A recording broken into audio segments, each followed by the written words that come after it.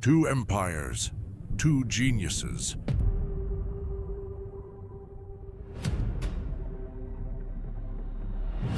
A war that will shape the fate of history. Hannibal, the man who challenged Rome at its heart. Scipio Aemilianus, the man who brought revenge to Rome. This is the story of Hannibal and Scipio, and the war that shaped the world.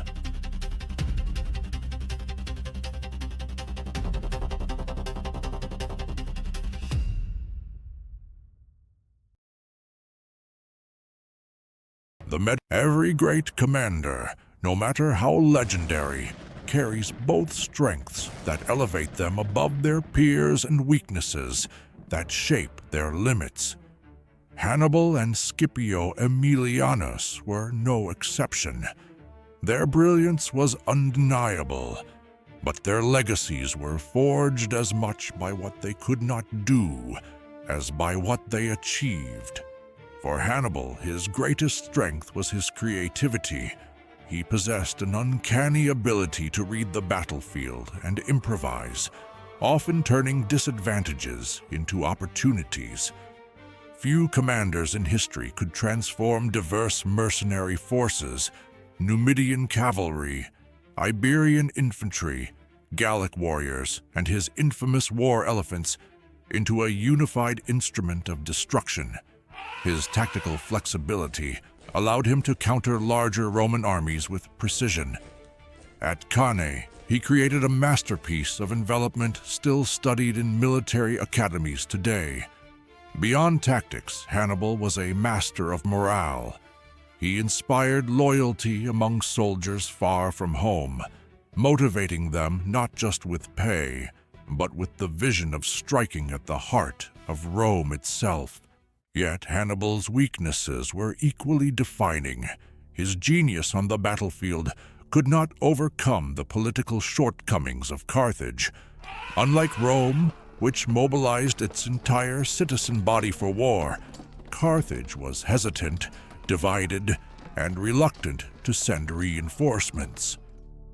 Hannibal was left stranded in Italy, cut off from the resources needed to deliver the final blow. His campaigns revealed the vulnerability of brilliance without backing.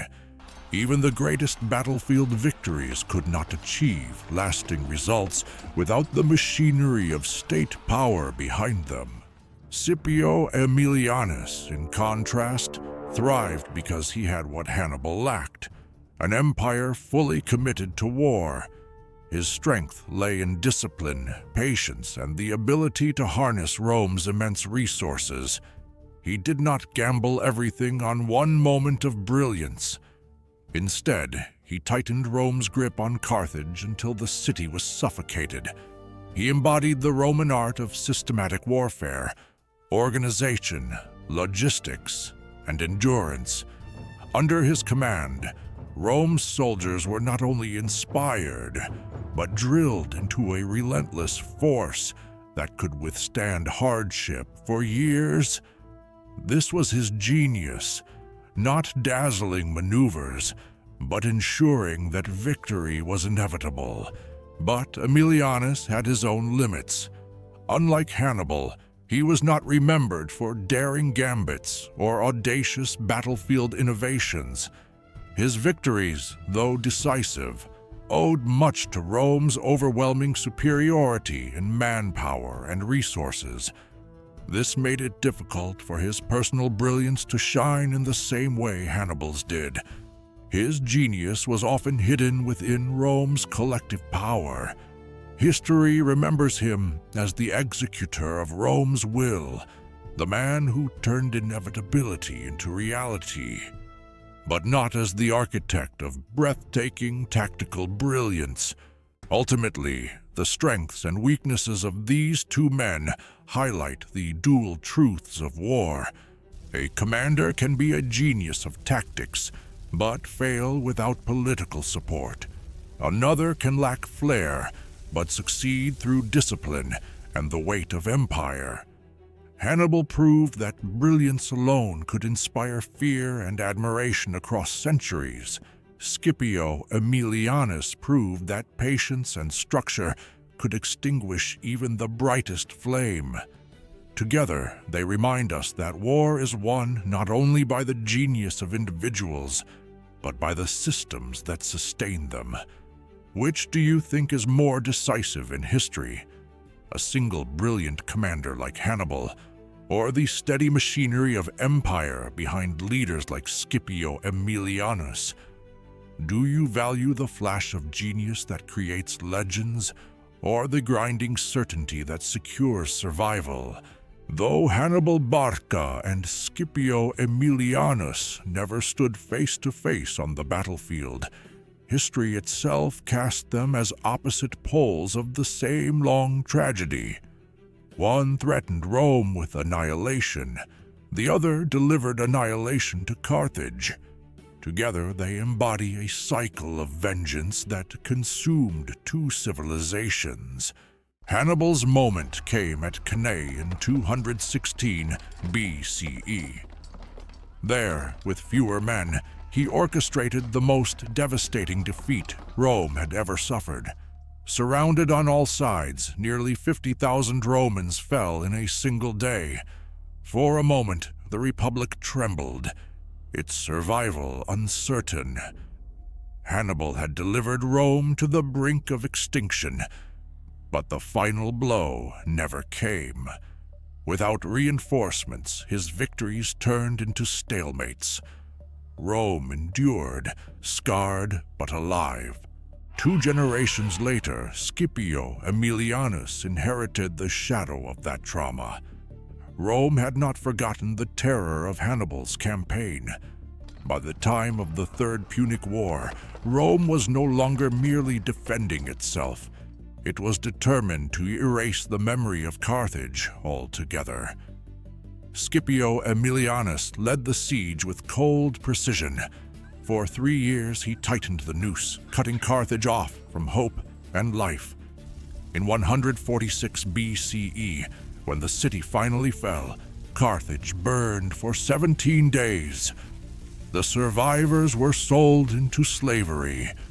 The once great rival of Rome was reduced to ash. The contrast is striking.